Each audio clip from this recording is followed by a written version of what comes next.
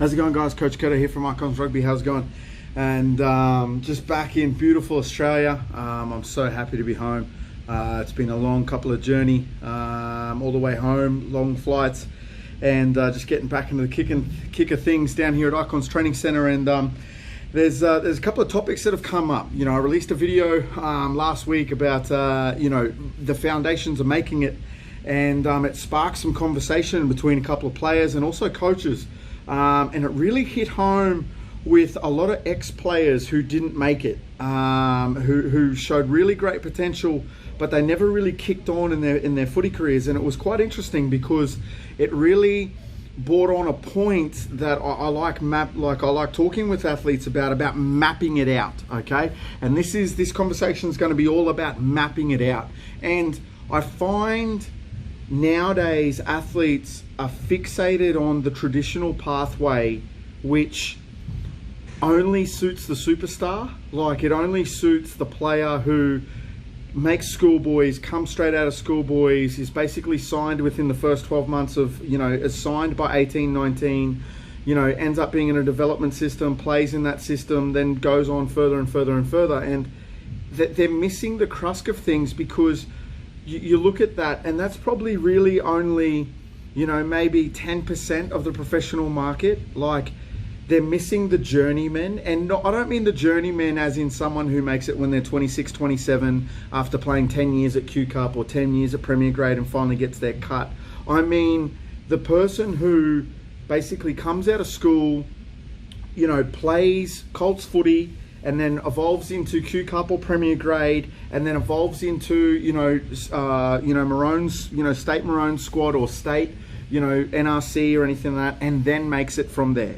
Now, if you map out that process from when you finish school, it's a 5-year plan. You don't actually make it until you're 23.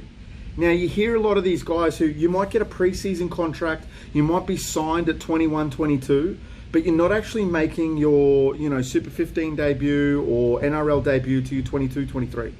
And then from there, you've got a season in that sport where it's probably not going to be a breakout year. So then you've got to have another tough season ahead of it. And I talk with a lot of guys around what is realistic and how to map it out with how their journey is going to come about. And one of the biggest things that we go through is just the protocols of how it happens. So I sat down with a player a couple of weeks ago, and we mapped out. He's come out of Colts footy. He played Premier Grade trials, which is normal, and then went straight into second grade, and then got a cap for Premier Grade, and has now finished the season with 2 caps. Not a standout guy, not an amazing kind of year for him, and he was really disappointed, and he was really kind of disheartened about, well, why did this happen? Like, I thought I'd be playing Premier Grade. I played in the trials, and it was really evident to me that there was a period there in that season where he could have gone, okay, I'm going to get Premier Grade trials. I'm then going to drop back down. We're going to get to about round 8 or 9. I'll probably get my shot then. And if I don't take that shot, then I'm going to be pushed back another 9 weeks. And this is exactly what happened, because he got injured after his first kind of appearance, and then missed 3 weeks, and then was back at the bottom of the food chain. And people forget this.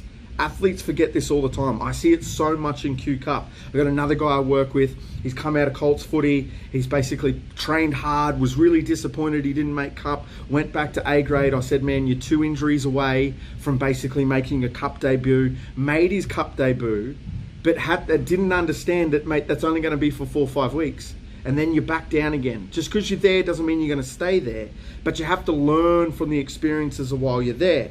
And I find that athletes are just not mapping out the process and mapping out the different roads that head towards the same journey. And it's really, really, really important to understand that in this day and age, when you get that shot, if you don't absolutely kill it in that one opportunity that you get, if you play well, I played good, not fucking good enough. If you are not man of the match in your debut, you have to expect to get kicked back down the next week, or the week after, or the week after this. You have to know this. Like, it's common. Coaches are just like, okay, we'll put him in. Oh, he's doing a good job. It's not like, wow, he's been our man of the match for 3 weeks. We have to keep him there. Let's find another spot for Barry, who's coming back from injury. It just doesn't work like that, guys. So you have to be really, really, really diligent about mapping out the process. And for me, you have to start with the goal and work your way back. So first thing you have to do is work out what the end goal is. So for example, let's say the end goal for a kid is playing Origin football. Let's say they want to play Origin in the NRL. Okay, so before you play Origin, what must you do? Well, you pretty much got to have 2 seasons under your belt in NRL.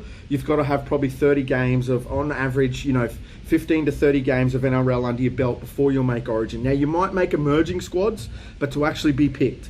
Okay, cool. So in that first year, so in the second year, you've got the shot at making NRL. The first year, you have to kind of pick up the emerging Origin squad. So how do you do that? Okay, normally that comes from an NRL debut or the first 5 games and scoring or defending or topping the chart sheet in either tackle meters or post-contact meters or tries in those 3 or 4 games that you get at the start of the year. Okay, so to be able to do that, what must you need? The year before that, you have to come back to Q Cup or 20s and you have to be one of the top 5 players in the comp. Okay, so before that, what must you do? All right, well then I need to make the Q Cup side or the 20 side and be that good. Okay, so before that, what must you do? And you see how, guys, how this same process, that question of, okay, before that, what must I do? To achieve that, what must I do? However you want to say it to yourself, bring it all the way back and figure out where you are today. And then go, okay, so that first step for me, let's say I've just come out of school, boys, I'm about to head into Colts footy. Okay, you're stepping into Colts footy. What do you need to achieve to make Colts footy? Okay, well, for my position, I need to be this physically, I need to be this mentally, I need to have this kind of relationship with the coaches and map out that list. All right, now to get to the next step, all right, so I want to play out of the 15 games of or 18 games of Colts footy, I need to start every game, if not, come off the bench. I need to play in all 18 games of Colts footy, if that's your goal.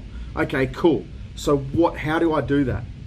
Okay, well, I need to make sure my rehab's on point. I need to make sure that I'm looking after my body through my nutrition. I need to make sure that I'm training early and doing extras because there's another kid in my position who's just a little bit quicker than me, but I'm a little bit stronger, so I need to get a little bit more explosive so that it shows on the field. Like, do you understand that, guys? Mapping out each stage of the process so that the end goal is there. I hear fucking way too much guys sit there and say, oh, I want to play NRL, oh, I want to make Super 15, oh, I want to do this, I want to make Premier Grade, or I want to make Q Cup. Yeah, but what are you doing to actually do that? Showing up to training and just doing the bare minimum does not get you there. Like, you'll get that crack, you'll get that one shot, and you'll get that like little instance of it, but you're not going to take the most of it because you don't have the hunger and the desire to actually, when that comes, be the man of the match. And when you get that shot, someone go, wow, that kid absolutely killed it. Look at the weekend. Look at this Tongan, this Nessie kid who's come out from Tonga from nowhere. From nowhere. Now, personally, I've heard this guy's story for the last 3 years. The desire, the commitment, the hard work that he's put in, people know that when he got his shot, he was going to kill it. Because he's not just going through the motions. He is doing everything humanly possible to be the best that he can be. He's not someone who's just, oh, I play Q Cup as a 19-year-old, I'm right. I play, oh, what is he, 18? I play Q Cup at 17, 18 years. Like, he's not just content with getting the jersey. He wants that jersey to be his forever. And he wants to step up and step up and step up. So guys, there's a really, really good resource we have at Icons that just helps you map this out. If you want access to that resource, just let me know. But guys, to make it, to really, really make it, not just get a shot, but to take that shot and run with it, you have to understand that mapping out the process is just as important as having the dream. If you don't know what every step is, then you're not going to know where to go when someone knocks you down or when you get confronted with a new opportunity. You're not going to understand what you have to do to win and how to take it. You know, most guys these days, I noticed, don't even know what stats they need to get selected in a higher team. If you don't understand the stats for you to get selected in a higher team, then clearly you don't want it bad enough. All right, so if you need help with this, just let us know. But that's me. I'm Coach Curto. I'm out. Peace.